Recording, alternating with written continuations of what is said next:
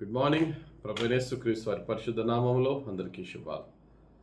ఈరోజు మన అనుదిన ఆత్మీయ ఆహారంగా మనం ఎక్కడైతే నివసిస్తున్నామో అక్కడ క్రైస్తవులు, ముస్లిములు, హిందువులు, నాస్తికులు అందరి మధ్య మనం నివసిస్తున్నాం కనుక అన్యజనుల మధ్య మనం ఎలా జీవిస్తున్నాం? దేవుని మహిమార్థంగా జీవిస్తున్నామా?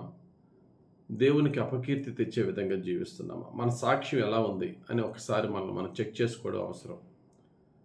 ఒకసారి దావీదు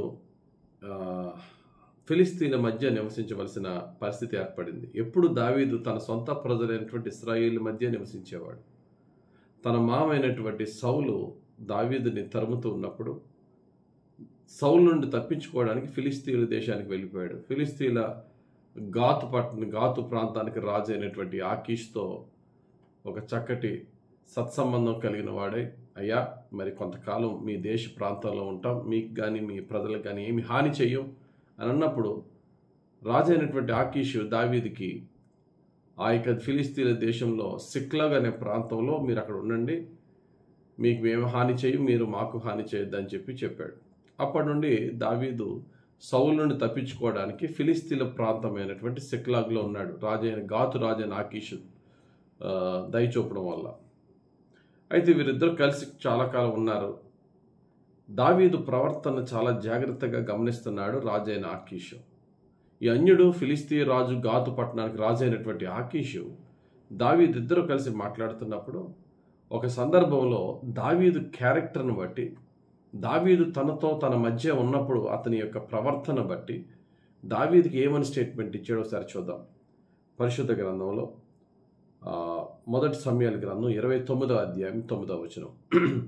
అందుకు ఆకీషు, దైవదూత వలె నీవు నా దృష్టికి కనబడుచున్నావని నేను ఎరుగుదను. ఎంత పెద్ద మాట అండి. దావీదును చూచి ఇద్దరు కూడా ఒక జాతి వారు కాదు, ఒక మతానికి, ఒక విశ్వాసానికి, ఒక ప్రాంతానికి చెందిన వారు కాదు, రైవల్స్. ఇద్దరు కూడా శత్రు దేశస్తులు. ఇండియా పాకిస్తాన్ ఎలాగో ఇస్రాయేల్ ఫిలిస్తీన్ అటువంటి వారు. దావీదును చూచి ఫిలిస్తీ రాజు అయినటువంటి ఆకీషు, నీవు నా దృష్టికి ఒక దైవదూతలా కనబడుతున్నావు. ప్రియులరా, మనం నివసిస్తున్న చోట మనకి ఎలా సాక్ష్యం ఉంది? క్రైస్తవుల మధ్య మాత్రమే మనం మంచిగా ఉంటున్నామా? అన్యజనుల మధ్య కూడా మనం మంచి సాక్ష్యం కలిగి ఉన్నామా? దావీదుకి ఆ ఘనత ఉంది. దావీదు ఎక్కడ నివసిస్తున్నాడో అక్కడ దేవుని దయ మాత్రమే కాదు, అక్కడ ఉన్న ప్రజల యొక్క దయను కూడా పొందుకున్నవాడు. యేసు ప్రభు కొండ మీద చేసిన ప్రసంగంలో ఒక మాట అంటారు. మత్తయి సువార్త 5వ అధ్యాయం 16వ వచనంలో, మనుషులు మీ సత్క్రియలను చూచి పరలోకమందున్న మీ తండ్రిని మహిమపరచునట్లు వారి ఎదుట మీ వెలుగు ప్రకాశింపనీయుడి.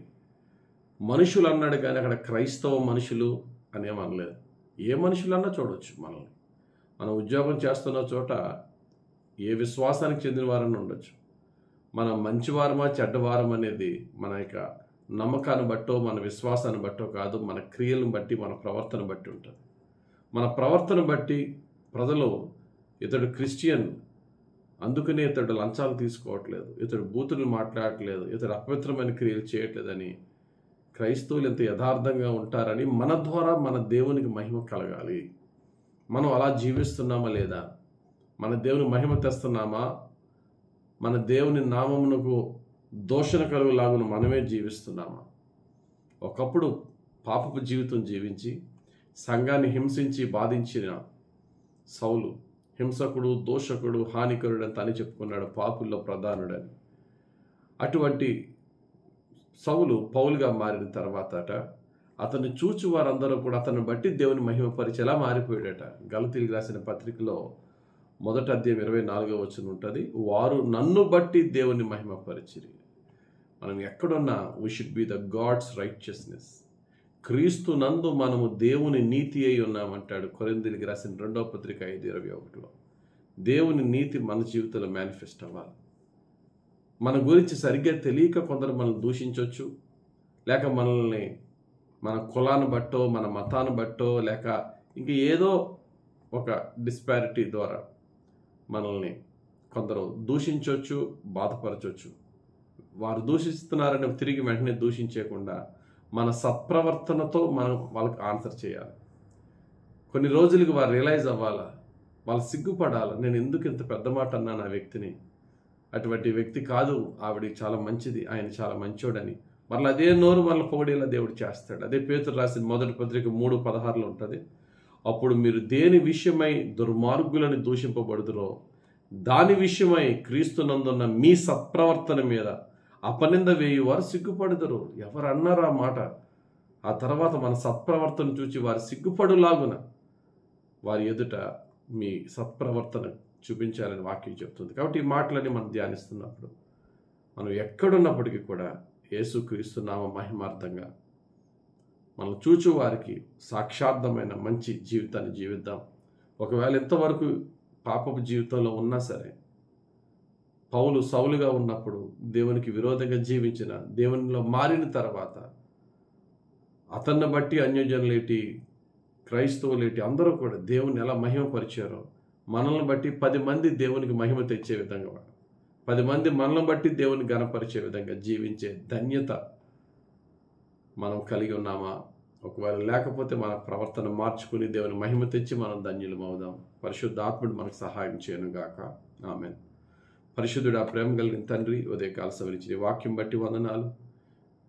విద్యార్థి అయినా, స్టూడెంట్ అయినా, అది స్కూల్కి వెళ్ళినా, కాలేజ్కి వెళ్ళినా, ఒక ఉద్యోగి అయినా, ఆఫీస్లో అయినా, బిజినెస్ మ్యాన్ అయినా, లేక ఇంట్లో ఎక్కడున్నా, ఏ వీధిలో ఉన్నా, మా చుట్టుపక్కల వారికి నీ యొక్క నీతి, నీ ప్రేమ, నీ సత్యాన్ని అయా మా జీవితం ద్వారా తెలిపేవారిగా మేము జీవించుటకు, నీ మంచితనంలో మేము బ్రతుకుతూ ఎదటవానికి నీ మంచితనాన్ని చూపగలిగే నీ మంచితనాన్ని మాకు దయచేయమని, నీ పరిశుద్ధాత్మతో మమ్మల్ని మంచిగా నడిపించమని యేసు నామములో ప్రార్థించి వేడుకొనుచున్నాం తండ్రి. ఆమేన్. తండ్రి అని యెహోవా దేవుని ప్రేమ, రక్షకుడైన యేసుక్రీస్తు వారి కృప, ఆదరించి పరిశుద్ధాత్మ అభిషేకం అన్యజనుల ఎదుట క్రీస్తు నామ మహిమార్థంగా, క్రీస్తు మంచితనములో మనల్ని నడిపించి దీవించును గాక. ఆమేన్. God bless you. Have a very blessed day.